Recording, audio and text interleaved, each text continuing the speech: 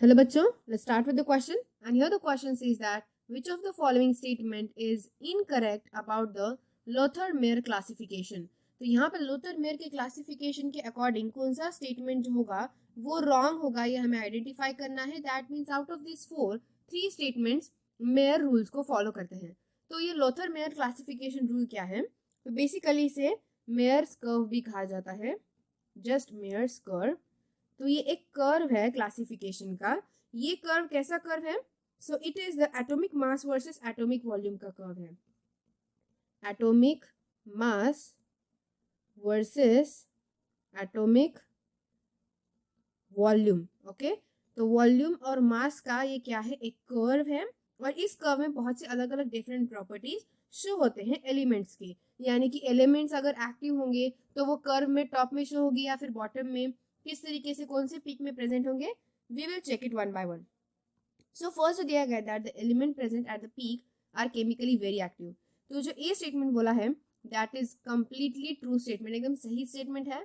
जो भी elements chemically बहुत एक्टिव होते हैं वो इस मेयर कर्व में हमेशा टॉप में प्रेजेंट होते हैं.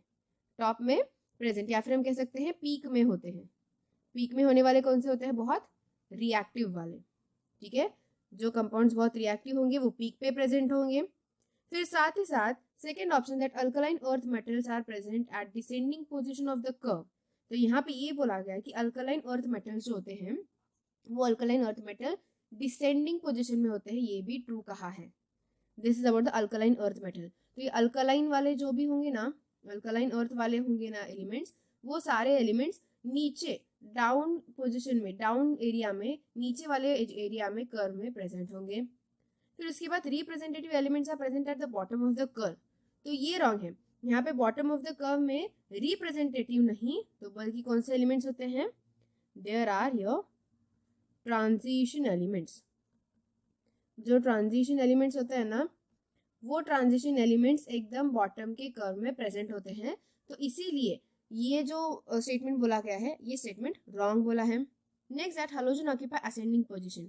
अब जो हैलोजन्स होते हैं ना बेसिकली वो बहुत रिएक्टिव होते हैं. कैसे होते हैं? रिएक्टिव होते हैं. रिएक्टिव होने की वजह से वो कर्व में इस तरीके से असेंडिंग में जाएंगे, मतलब ऊपर की तरफ जाएंगे. जैसे कि हमने देखा था कि अल्कलाइन अर्थ मेटल जो होंगे वो डिसेंडिंग लाइन में, मतलब ऐसे नीचे नीचे जाते हुए जाएंगे उनकी लाइन, वैसे ही हैलोजन्स की ऊपर जाएंगी. ठीक है, तो इसमें से सारे स्टेटमेंट्स ट्रू है बट एक स्टेटमेंट रॉन्ग है, इनकरेक्ट है. वो है स्टेटमेंट नंबर सी. तो जो सी वाला स्टेटमेंट है वो कैसा है? इनकरेक्ट स्टेटमेंट है, जो कि हमें फाइंड आउट करने को बोला था क्वेश्चन अकॉर्डिंग. तो इसीलिए हमारे यहाँ पे आंसर सी ऑप्शन होगा, क्योंकि ये लोथर-मेयर क्लासिफिकेशन कर्व का रूल फॉलो नहीं कर रहा है. So I hope you got the answer very well. Thank you and all the best.